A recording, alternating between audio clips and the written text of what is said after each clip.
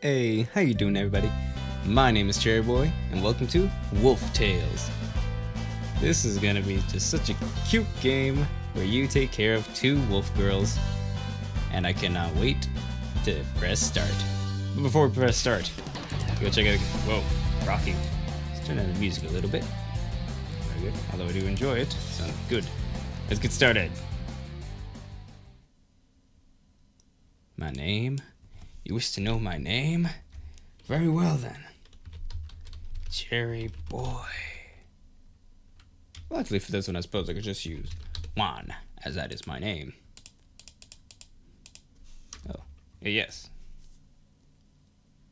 Ah, I see. Move the mouse. There we go. There I am, driving. Brrr. I stare at the road before me, which is now barely visible, thanks to the flurry of snow. The storm had arrived violently while I was out, and before I knew it, I had gotten stuck in the middle of it. Almost home. My breath is visible in front of me as I creep forward on the snowed-over road. Even though my heater is on full blast, it isn't enough to ward off the freezing cold. I shudder to think of how cold I'd be without it. The sooner I get home, the better. I'd hate to get stranded out here in this. And there's my log cabin. Slowing my truck to a stop in front of the cabin, I turn the key in the ignition and shut it off. The heater immediately stops blowing, and I can already feel the chill hit me. Brrr. Time to brace myself for the freezing winds raging between me and the cabin. Here goes. Oh. Cozy. I rush inside as quickly as I can, shivering from head to toe despite my thick clothing. Fiach! The moment I slam the door shut behind me, the sound of the wind howling outside quietens, and the chattering of my teeth fills the room. It's warmer in here, but not to the point where I can whimsically toss aside my extra layers and flop down on the couch. If I suddenly remove all of my extra layers right this instant, I'd probably pass out from the change in temperature. Whose idea was it to start living out here anyway? Me, right? As the sole occupant of this cabin, I expect no response to my rhetorical question. For better or worse, I decided for myself that I would live in these snowy mountains, all on my own. Alright. Tea, a bite to eat, and then I'll turn in for the night. Yeah! In the middle of a snowstorm like this, it's important to keep nourished and warm. After reminding myself to adhere to a few basic survival tips, I fill the kettle with water and turn it on. Man, I'm glad I have electricity out here. Without ready access to hot water, there's no way that I'd survive out here. I should have enough food to last until summer too, by which point I'll be able to go into town without freezing to death. Life out here might just work out after all. I mean, it's not common for men to decide to make a go of it on their own, isolated from society at large. It's not. I'd found it a relatively easy adjustment to begin living out here, though in my circumstance, this cabin was my only option at the time. Yeah, the moment I think so, my body begins to shiver once more. Ugh. I feel cold wind brushing into my cheeks, threatening to give me frostbite if I dare to take off any layers of clothing. That's weird. I shouldn't be this cold inside the cabin. I know there's a snowstorm out there, but this cabin is pretty well insulated. It shouldn't be this cold unless the door is open. Curious about a source and also desperate to stop the cold, I walk through the cabin trying to figure out where it's coming from. Oh. After checking all of the windows, I wind up near the back entrance of the cabin. Ooh, spooky. And surely enough, as soon as I spot the back door, I have my answer. Aha! Gotcha! I hurriedly clear away the snow at the base of the door, which seems to have stopped the door from opening or closing any further. Take that, door! I then close the door, lock it, and move a few things in front of the door to prevent it from opening, even if the lock were to break. That ought to do it. But how did the door get open in the first place? I could see myself forgetting to lock it, since I'm all alone out here anyway, but there's no way I'd forget to close it. Is the latch broken? Sigh, forget it. I'll think about it after I've had something warm to drink. I turn away from the door and begin to walk towards the kitchen. No sooner have I begun to move my foot, however, than I realize that the floor is soaking wet. Some snow must have blown in and melted. I guess I better clean this up. My eyes widen as I realize something important. There isn't just one puddle of water. There are several. Following a clear, non-linear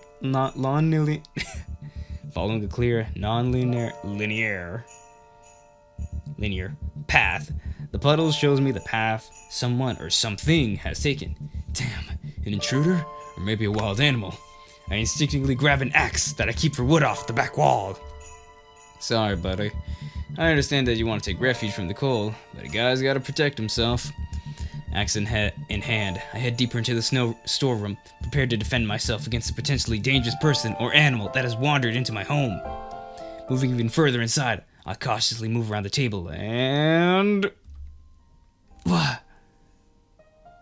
What?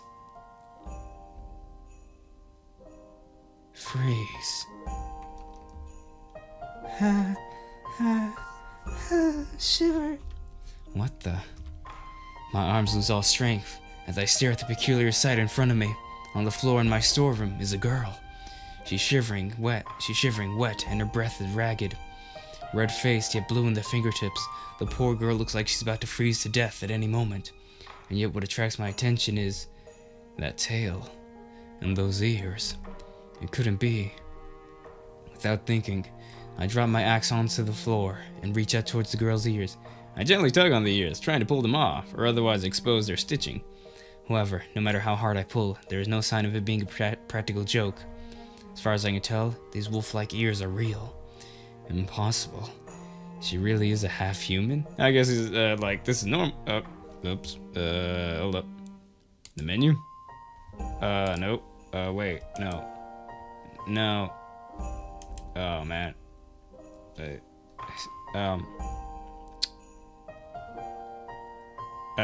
Give me a second. I'll fix this. Okay, I'm back. Impossible. No, impossible. She really is a half-human? That can't be right. I made absolutely certain this place wasn't intruding on the domain of any half-humans. Oh, I guess they're just a normal thing around here. Did I make a mistake? Or is she just... Shiver. Before I can mull over the girl's presence any further, her whimper brings me back to reality.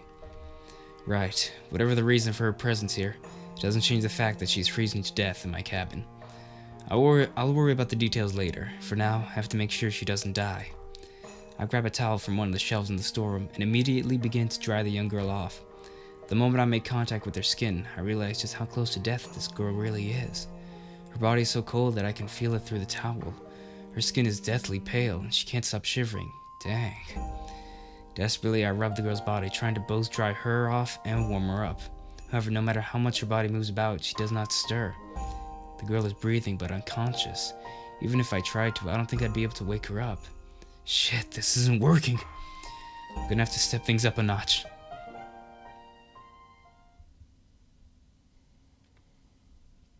Many hours pass by as the unconscious wolf girl continues to rest. Over time, her breathing gradually becomes less ragged, and color returns to her skin. The incessant shivering comes to an end, her lips stop quivering, and a faint yet peaceful smile appears on her face. While it's still too soon to rest easy, it seems like the girl is going to be just fine. Phew, I was worried for a while there, but it looks like things have finally calmed down. I guess some dry clothes and a long sleep in a warm cabin were all she needed. Feeling good about myself for having been able to help out, I watch the girl sleep for a while as I contemplate what to do next. The snowstorm has died down now, so I should probably have this girl leave as soon as she wakes up. Though I suppose I could at least feed her first. She must be famished after sleeping for so long and almost freezing to death. It would be heartless for me to not at least... While I'm in the middle of thinking out loud, the wolf girl finally begins to move. What starts out as a faint groan quickly turns to visible movement on her part. The girl's eyelids twitch, and I can see her lips trembling. In a matter of seconds, she will no doubt open her eyes. That was quite a... The girl's eyes open wide as she starts to gain her bearings. Her eyes dart around the room, trying to fill in the blanks of her memory. Oh, yes, I remember now. I got caught up in the snowstorm, didn't I? I finally found shelter, but I thought my mind was just playing tricks on me as my body started to shut down. Am I really alive? You sure are, at least as far as I can tell. Yeah! The girl jumps in fright as she finally notices my presence. You are, This is... The girl tries to speak, but fails to formulate a proper sentence. With that being the case, I decided to explain the situation to her, giving her time to calm down. I found you in the storeroom, shivering and unconscious on the floor. I dried you off and brought you inside, but it was hard to tell if you were going to survive or not. Your fingertips had already started to turn blue by the time I found you, and your breathing was a complete mess.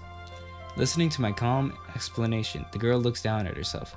She pinches her clothing, seemingly surprised at how clean and dry they are. My clothes. Did you... I avert my gaze. I did not do anything wrong. Yeah, I did.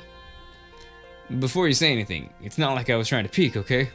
Your clothes were wet and you were at risk of freezing to death. I couldn't just leave you like that. Just like me, the girl blushes and looks away. Wolf girl or not, she must surely be embarrassed to have had her bodies been seen by a stranger, a human male no less. Rather than adopt an expression of anger, however. Thank you. The girl forces herself to look at me once more. With eyes filled with sincerity, she continues to speak. I am a trespasser. I broke into your cabin, intruded in your home, and dared to use your shelter as my own. Yet despite all of that, you went to such lengths for me. Oh, yeah, I guess you could look at it that way. It really isn't that big of a deal, though. You were caught up in the middle of a snowstorm. If I were in your situation, I would have broken in too. Besides, all I do is dry you off and clean your clothes. It's nothing really major. It's really nothing major. It is something major. If you hadn't taken pity on me, I would have... Before the girl can finish speaking, she's interrupted by the sound of the kettle whistling. It sounds like breakfast is ready. Excuse me for a moment. I move away from the girl and head towards the kitchen. Once I set foot in front of the kettle, I grab an additional ceramic bowl for my guest, since she has now woken up. Excuse me. Breakfast?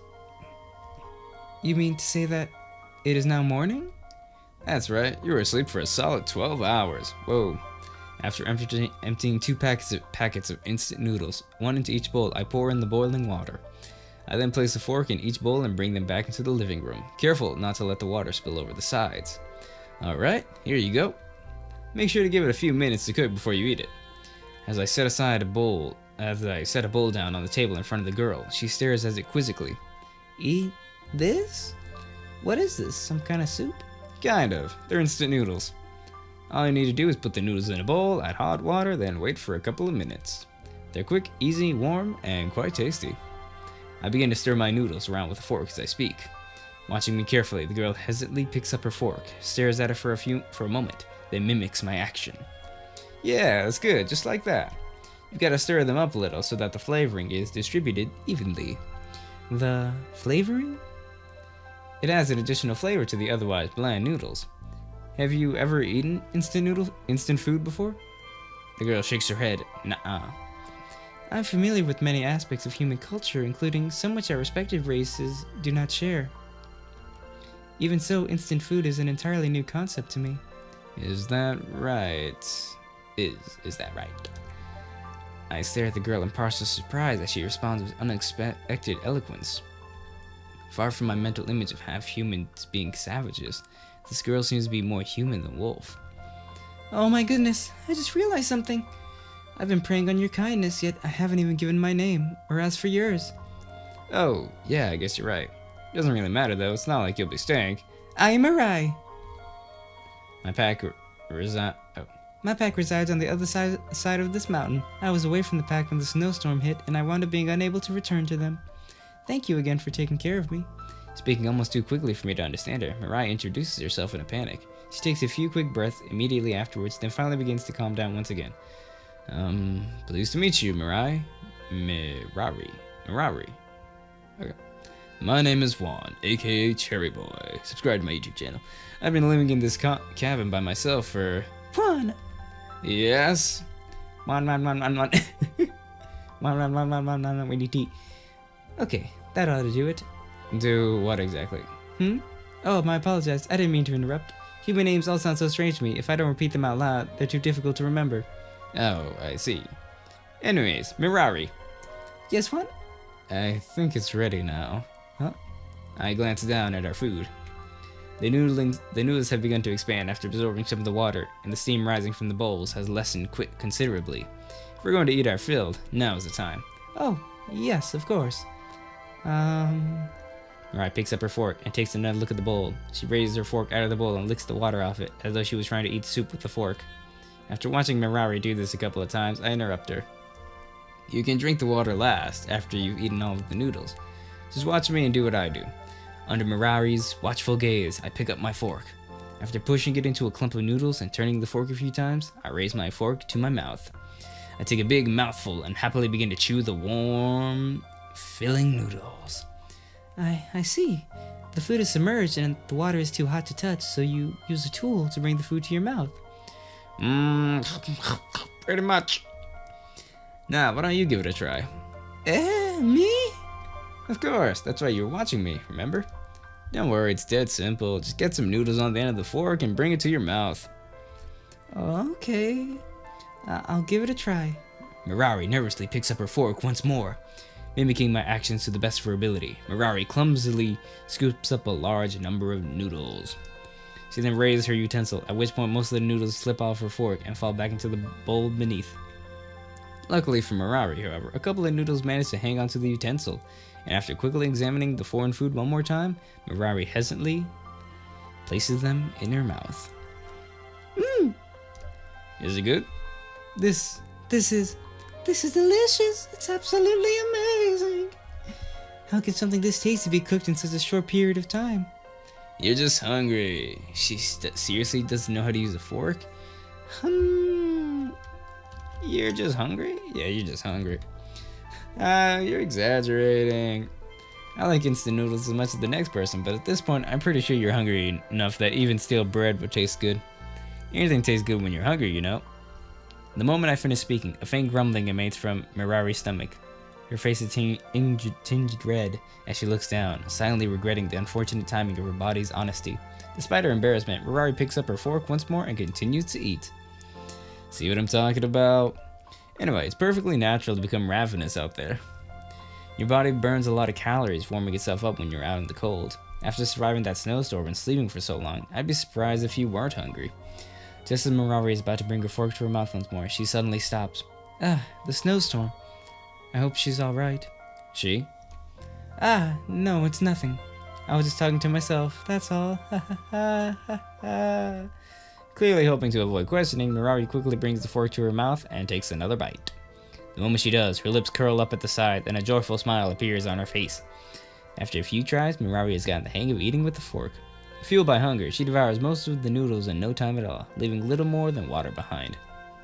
If I'm not careful, she might finish her own portion first and then start on mine. Alright. Once the two of us have finished eating, I grab our bowls and take them into the kitchen. Are you going to wash those? That's the plan. Unless you'd like to give them both one more lick before I do. Don't remind me of my shameful behavior. Hunger truly does turn one into a different person. It's fine. I'm not exactly the type of guy you'd expect to find dining at a 5-star restaurant myself, you know. Be that as it may, I was not going to ask if I could lick the bowls. Rather than that, I was just thinking that maybe, if you'd like, I could clean them for you? You wanna clean the dishes? Mirai nods vigorously. It's the least I can do after you treated me to such a scrumptious meal. Okay then, sure. Look, I'm not gonna turn down an offer for help, but do you even know how to clean dishes? Of course I do. Why wouldn't I know something that simple? Mirari tilts her head and gazes at me with an expression of apparent confusion on her face. So forks are new to you, but you know how to wash dishes. Fine, if you say you can do it, be my guest. Yes, I will. Thank you, Juan. Mirai happily takes my place in front of the sink, which is currently filled with dishes. Displaying unexpected knowledge of human appliances, she carefully turns the handle next to the tap, causing water to flood the sink. She then twists it back the other way in order to stop the flow of water, and finally takes one of the bowls in hand. That's rather surprising. For someone who seems so skittish from the moment she woke up, Mirari seems to be unexpectedly familiar with human inventions. Maybe half-wolves are more civilized than I thought. I've always pictured them as wild beasts who ran around naked and hunted with their claws and teeth. Despite that, Mirari has been clothed since the moment she showed up here. but she hasn't done anything particularly strange or unruly. If anything, she's like an ordinary human being who's lived on the brink of society for just a little bit too long. As I compare Mirai to an ordinary human being, my mind flashes back to the moment I found her. Cold, pale and shivering, dressed in human clothing, seeking shelter in a cabin. Apparent from her ears and tails, everything about her screams human. While thinking back to our initial encounter, one more thought crosses my mind. Having found her dressed in wet, disheveled clothing, I made sure to remove Mirari's clothes, then wash and dry them before dressing her once more. At that time, even though it was not my intention, I did get a good look at her naked body. Yep, just like a human, alright. Wait, what am I thinking about? Bad one, get your mind out of the gutter, boy! Just as I pull myself back to the reality, Mirari suddenly turns around to face me. Okay, all done. Huh? The dishes, I finished cleaning them. I cautiously turned my head towards the sink. To my surprise, the sink, which is filled with plates and utensils I've been meaning to clean for days now, is empty. All of the items which needed washing have been cleaned and placed on the rack to dry. You cleaned everything? Of course, I couldn't just clean 1 or 2 bowls and call it a day's work. Well, I wouldn't have blamed you if you had. Really, I didn't need to do all of this. Don't be silly. Don't be silly. I did this because I wanted to, not because I had to. Besides, if I'm going to be staying here, I need to make sure I earn my keep. Oh, okay then. As long as you're fine with it, I guess. Shuffling off with a bright smile on her face, Mirai quickly disappears into the next room. The moment she does, her words dawn on me, and a look of confusion creeps onto my face. Wait, staying here? Earn my keep? Mirai was just talking about the night she already stayed, right? Or is she actually assuming that I'll let her stay another? I look out the window as I contemplate kicking Mirai out. No matter how nice Mirai is, it's against the rules for humans to associate with half humans in any way. Oh, dang, for real? But they're half humans, so like, you know. Even though the snowstorm has died down, it may not be over yet. And even if it is over, the snow underfoot is likely to have been dislodged and moved around by the snow, making it dangerous to walk on. If one adds that the blistering cold, not to mention Mirari's near-death experience, it's clear that sending her out would not be a good idea. So, I can't kick her out yet, not yet at least. No matter how much I prefer to be alone, I'd be eaten away by guilt if I sent that nice young girl to her death. Besides, it's not like I can't accommodate one more person for a night or two. And I am curious about how half humans like Mirai live. For now, let's just call this a sleepover, and then in a couple of days when Mirai is feeling better, we'll go our separate ways. Okay, that is all the time I have for this one, but thank you so much for watching, everybody. I'll be sure to pick it up in the next one. If you liked the video, please leave a comment down below and a like, and please subscribe and hit that notification bell, as that will be epically appreciated of you. Thank you so much for watching. My name is CherryBoy, and I will see you in the next video. CherryBoy out. Bye.